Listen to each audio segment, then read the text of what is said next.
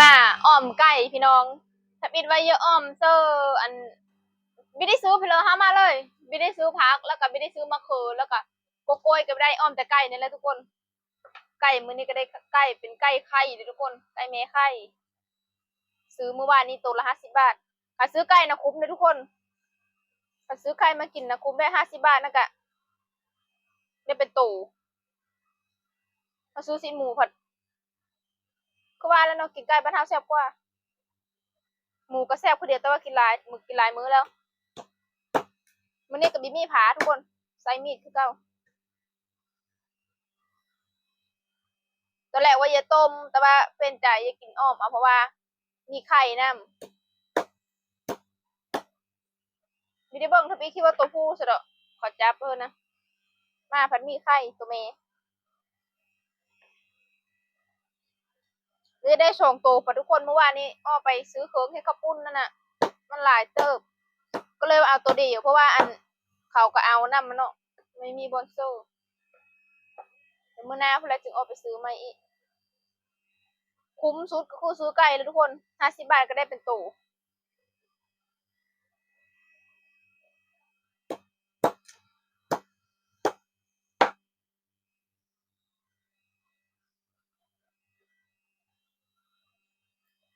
นี่อันโคแล้วก็เสิร์ฟตู้เย็นไว้พี่น้องมันก็มีเยอะแซ่บคือแบบเขากินแบบเฮ็ดแล้วก็กินเลยเห็นนะแต่ว่าเราก็ต้องเสิร์ฟตู้เย็นไว้เพราะว่าเมื่อคืนนี้มาแล้วก็โคเลยยังกินเลยแบบกินข้าวแล้วเร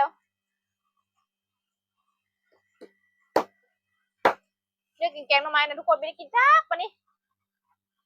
เห็นแต่เขาอันถ่ายลงนอนอยู่บ้านเขาไปหาคอยเมินนี่เขาก็ไปกินข้าวแกงหน่อไม้มาจากไปหาเป็นหน่อไม้มาจาก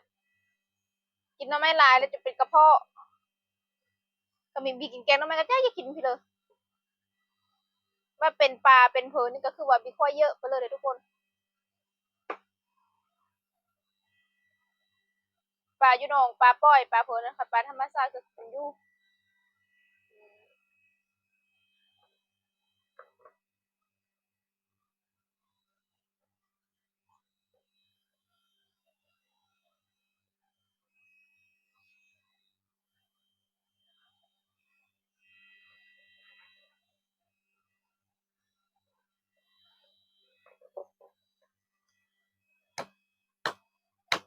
เซอร์ซองฟิตเนี่ยถ้าเราเปิดคัก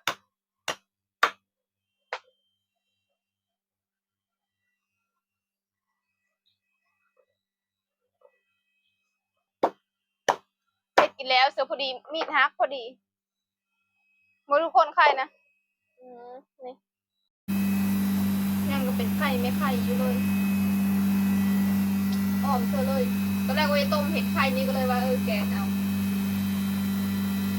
ซีนงามทุกคนไก่ขนาดตุ้ยแบบพอเกอดีเลย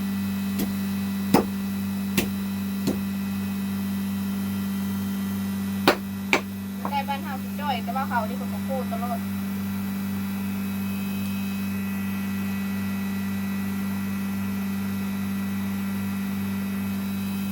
คนมาปรุงบ้านนี้พี่น้องเดี๋ยวเห็นด้วยฝากระปุกดำสตาร์ครกมากเสียดายได้พักโบโซ่เนาะแซ่บแล้วนี่ไม่ได้ซื้อพิโลมาเลยเพราะว่าออกมาแต่หาแล้วจึงได้มาเวเอาไก่จะเผ็ดหรือโบวะโอ้ยเอาโกโก้ยแต่ว่ามื้อหน้าจึงเอา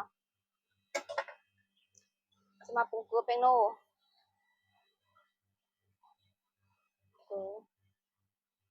เซอร์ลายเข้มเลย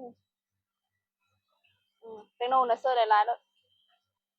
ลืมไปแล้วซื้อปลาแดะอันนั้นมานะแต่ว่าเซอร์ปลาแดะอันนั้นเอามานี่นะเซอร์ปลาแดะก่อนเอาเซอร์ปลาแดะบ้านเฮาเอาตอนแรกว่าจะซื้ออันปลาแดะปรุงนะทุกคนปลาผ่าสีแดงสีเหลืองนะตัวนั้นนะเซอร์นะแซ่บเอาเลยเซอร์นะแกงเซอร์แกงแซ่บตัวนั้นนะแต่ว่าเฮาเซอร์ปลาแดะตัวนี้ก็ได้แต่ปลาแ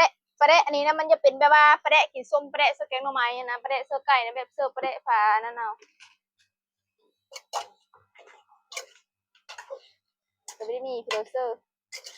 แกงไก่โลนบิดีหอมพักพักกับบิมีเซอร์มาทุกคนเฮาสิมาโคเฮออันมันยุบมันยุบมันเพิ่มซุป จุ่มโซ่น้ำเนาะเตาก็เหมือนเดิมนะทุกคนลองสังเกตเด้อ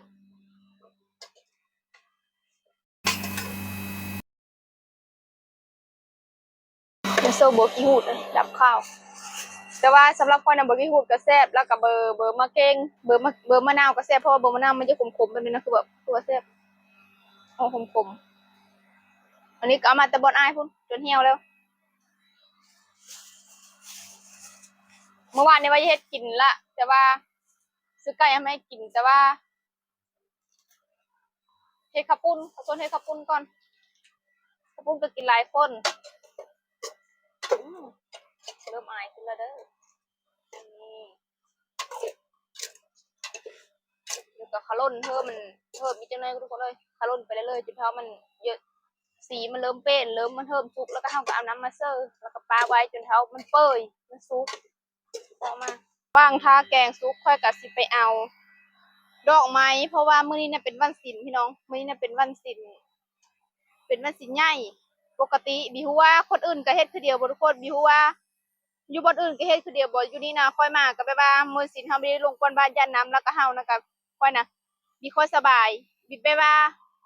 นอนมีหลับนอนฝันหลายแล้วก็นอนพันหันพันนี่แล้วก็แบบพ่อแม่ไปกล่าวเบิ่งหันนะความเชื่อเพื่อมันน่ะบ่แล้วก็แม่ไปกล่าวเบิ่งแล้วก็เว้าอันอยู่นี่นั่นเวลากินข้าวกินน้ำนะเฮาบ่ได้โซนบ่ได้เอิ้นเพิ่น ค่อยก็แบบลืมนะทุกคนบางเธอก็เฮ้อแบบบางเธอก็แบบเฮาก็บางเธอเฮาก็แบบกินเวลากินข้าวเฮาก็จะจำจะเพลินนะดอกไม้ก็เอาดอกไม้เท่านี้ก็ได้ทุกคนแต่งขันห้าเนาะแต่งขันห้าแล้วก็ของกินเวลาวันศีลใหญ่มาน่ะแต่งขันห้าแล้วก็ของกินมาไหมน้ำดื่มแบบนี้นะแต่ว่าบ่อนอื่นกับมีฮู้ว่าเฮ็ดคือเดียวบ่แต่ว่าอันนี้นะมีสบายแล้วก็แม่ก็เลยว่าบ่ว่าเฮาเฮ็ดแบบนี้ไปเมาไม่ไปเบิ่งน้ำแม่หมอหันนะไปเบิ่งน้ำยาแม่เบิ่งน้ำยาแม่แล้วยาแม่ว่าวันทุกๆวันศีลนะเฮ็ดแต่งเฮ็ดแต่งขันห้าแล้วก็ของกินโซนเพิ่นกินน้ำเพราะว่าทุกเธอยามกินข้าวก็แบบว่าต้องเอาเพิ่นกินน้ำหันนะแต่ว่าค่อยน่ะบางเทื่อก็ลืมบางเทื่อก็ลืมบางเทื่อก็แบบบ่ได้หันนะทุกคนบางเทื่อก็ลืมบางเทื่อก็บ่ได้แล้วก็จนเพิ่นมาโทรมาถามกินเพิ่นก็ซ่อมปะอยู่แบบนี้หันนะ กินเผือกก็ซ้อมปะอยู่กินเผือกกับพี่เฮิบมื้อนี้ก็เลยว่าเนี่ยมื้อนี้เด้อเริ่มตั้งแต่เฮิงแล้วได้หลายศีลแล้วแหละทุกคนตั้งแต่มานี่เวลาวันศีลข้อยก็จะออกไปคือวันศีลแล้วบีแม่วันศีลก็คืออยู่ฮอดวันศีลแล้วข้อยก็จะออกไปตลาดมาซื้อของกิน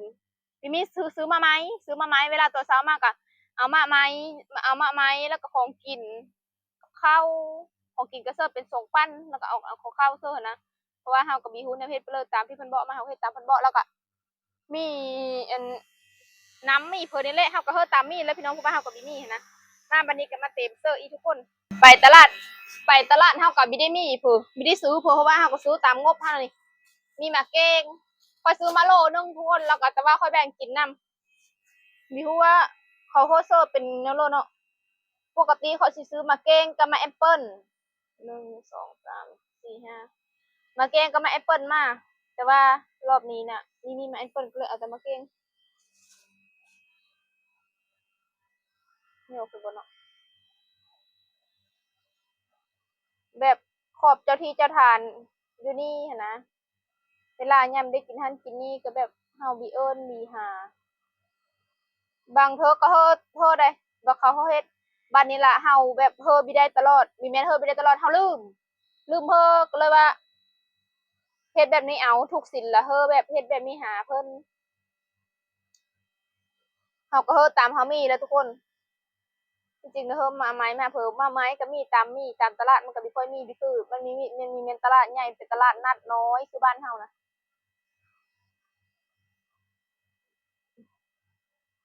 หรือถ้าไก่สุกแล้วก็เอามาเห็ดของกินอีกนี่เขาได้กินเผือกกระตามนะแบบเขาได้กินเผือกกระตามตอนมื้อมันเขาต้องได้แนวกินน้ำปกติเขาก็เห็ดแต่6 โมงเช้าเพื่อนทุกคนแต่มื้อนี้นะ8 9 โมง8 9 โมงแล้วพี่น้องรู้ว่าเซอร์ไลน์สำเร็จเนาะปกติเซอร์2 หมากไอเปิลมาเก้งแต่เขามีกะบิมี่มาเก้งบิมี่มาแอปเปิลเซอร์แบบนี้เอาแล้วก็มีแต่ข้าวแล้วก็น้ำเซอร์ตุ๊กแล้วทุกคน นี่กับประมาณนี้แล้วพี่น้องอยู่กับบีแมนอยู่ดีได้ขอได้เป็นท่านเป็นนี่ไปกล่าวเบิ่งถึงแม่แล้วก็เฮ็ดบีเป็นเพอเฮ็ดก็ได้ขอเฮาอยู่ดีมีแฮงก็เพิ่นปกปักรักษาปกปักรักษาเฮาเบิ่งเฮาแย่งนี่เดี๋ยวถ้าเข้าซุปทางกินซุปแกงไก่ของเฮากับบีลืมที่จะเสิร์ฟข้าวเบอร์นะทุกคนนี่ไฟนี่ก็ฮ้อนข้างเดียวเรามาเสิร์ฟข้าวเบอร์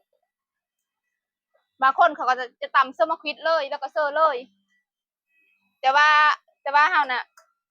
เขาแบบไก่เยซุกินเสิร์ฟข้าวเบอร์ตำลังข้าวเบอร์ก็น้อยเดียวเนาะไก่หลายกว่าหม้อกระโพดข้างเดียว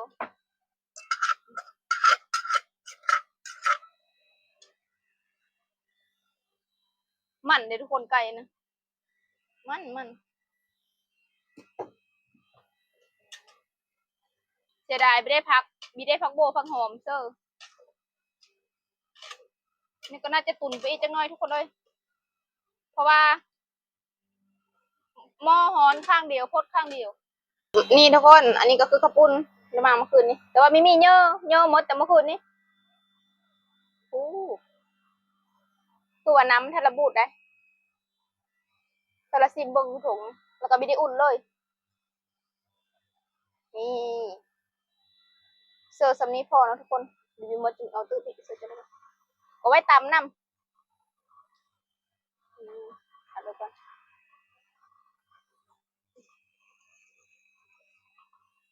คือมาเซอร์น้ำมันคือว่ายังมีบูดมันไข่ยะเด็ใส่นี้ไปเลย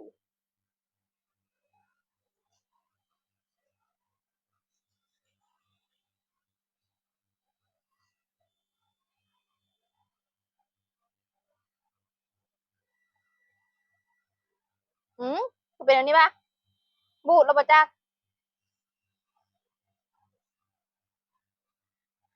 รู้ว่าหนาวบอกก็เลยเป็นแบบนี้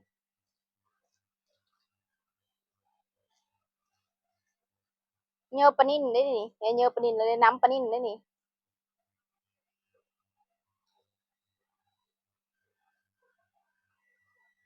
เป็นอันนี้วะแล้วซิมมันก็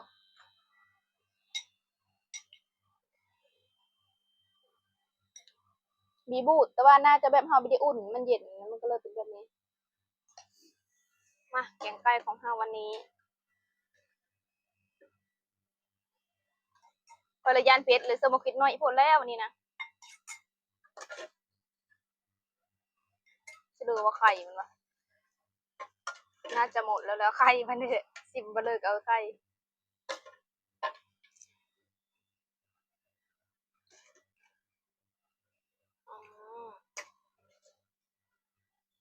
พอมดจึงเอาไม่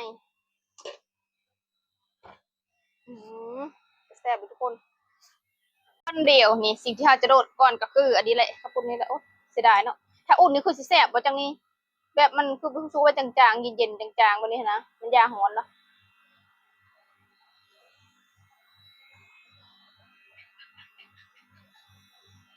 แล้วเอฟซีไม่ถูกเนาะอันนี้ถูกต้องโซนี้ฝนตกเนาะไหมก็เริ่มอ้อแล้วบ้านเฮาทุกคนก็โทรมาแล้วก็จะแกงหน่อไม้ก็ไม่มีผู้เอาลานนะคุณว่า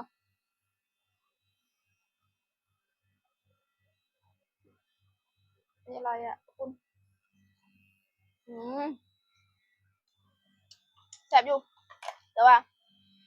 น้ำเป็นเหนียวข้าวเช้าของเฮาตอนนี้9 โมงเขาเทงไปแล้วเขาเทงก็น่าจะตอนแรกเลยกินข้าวไปตรงเวลาเค็มเค็มวะ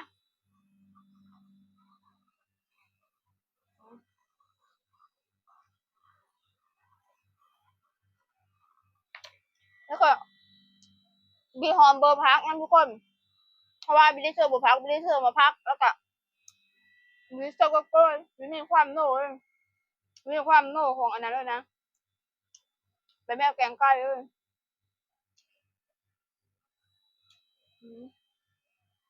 มากินอันนี้มาแหละ ตัวมัน